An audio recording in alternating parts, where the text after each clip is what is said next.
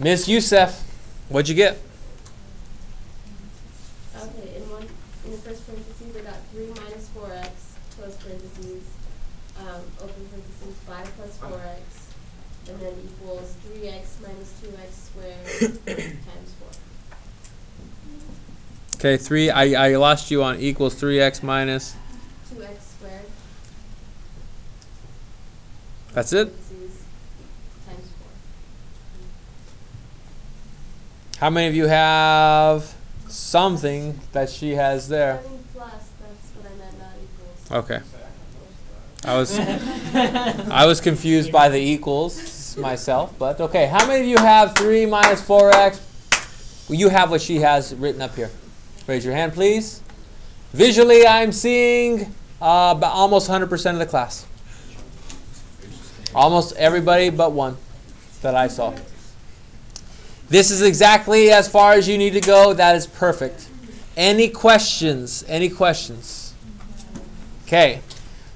There is one question on your homework where it's not 1d2 plus 2d1. If you have 3 things. You simplify it a little bit. No, if you have 3 things like this. F times G times H. Well, what? If you have 3 things multiplied by each other. If you have 3 things, then you have a little bit of an extension with it. It just goes like this.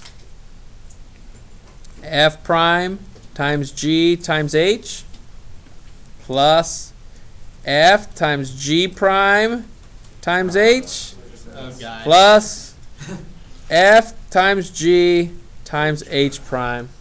It's a little bit of a pattern to it. Oh, God.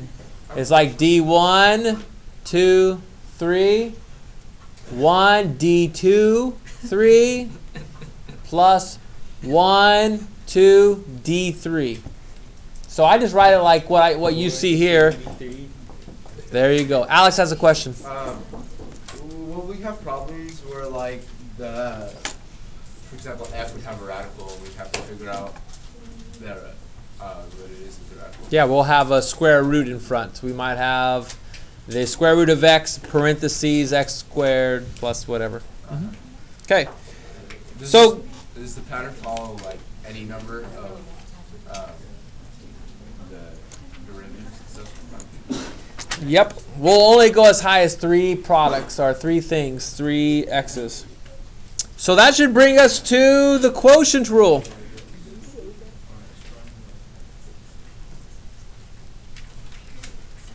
Off screen. Thank you.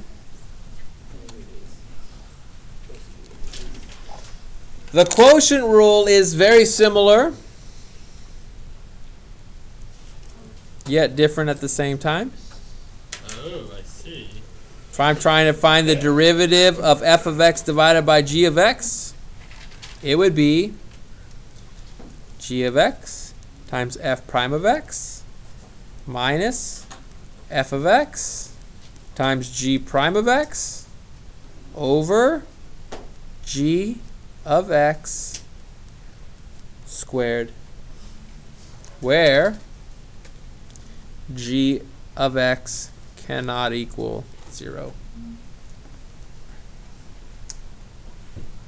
The quotient rule says g of x times f prime of x minus f of x times g prime of x all over g of x quantity squared, where g of x does not equal 0. This big equation you got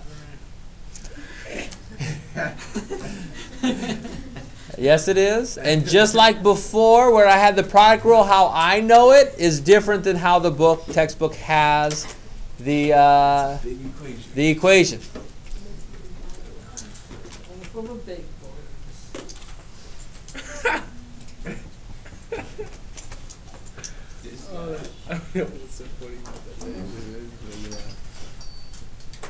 So how do I have this memorized? Because I'm expecting you to have it memorized as well. 1d2 minus 2. Nope. Dang it! I can't read. It's 1d. It's 1 over 1 half. low, Low D. low rider. Low D high. Low D high. Low the high. Minus high D low. Little high, little low. Low D high. Little hey, little low.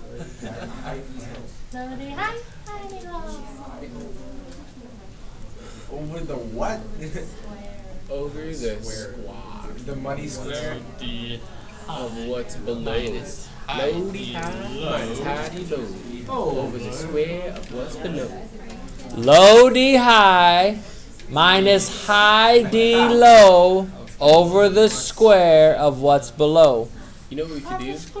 It works. You know what works? We could like come up to you. We ever see you. You could be like low D high minus high D low, and we'll be like over the square of what's below. You know. Okay. I think I get it. Okay, so real simple, okay? If I have a variable over a variable, an f of x over a g of x, what do? I use this little simple formula, low. What's the low one? G of x. Well, d high, the derivative of the high one is f prime of x. Minus, this one quotient, think subtraction, think of logs. When you had a quotient, it meant subtraction, same idea. Minus high f of x times d low, the derivative of the low one, over the square of what's below. I have to square the bottom one. And if I memorize this little saying here, I think it's a little easier than memorizing g of x times f prime of x minus f of x times g prime of x over g of x squared. Either way, they are both accurate ways to do quotient properties. So let's practice with one. You are going to do the exact same thing on example 2.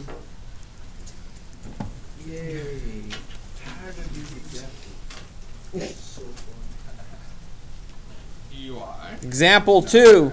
Find the derivative of 5x minus 2 over x squared plus 1. Find the derivative.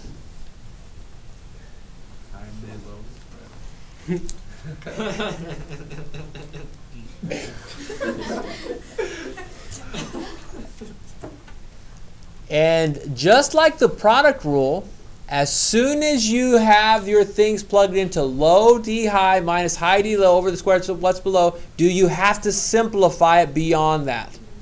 No. I will tell you on my third example of the when you're going to need to simplify, and I'll explain that in a little bit more. But right now, once you plug it in, Done, boy.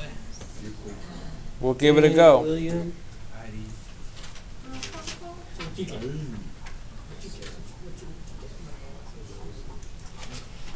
William, I'm not done yet. Can we leave it as a squared? Yep. Awesome. Awesome. We'll over the square of what's below. Yeah. What's up, man? Dude, that's like a joke. Just kidding. Jesus, slippers. How many of you have an answer that looks very similar to what I have right here? Raise your hand, please. Except it's I'm like not doing inverted. This is correct. I hope. Wait. I would stop right there. The derivative is equal to that. Or do you have to write down that dy over dx? Nope. I have it back. Or you could have y prime. It means the same thing, doesn't it? Oh, nice.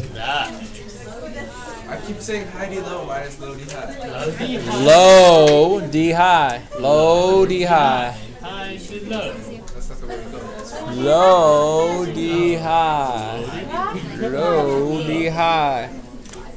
Over the square of what's below. So, Mr. Promo, are you gonna give us like some super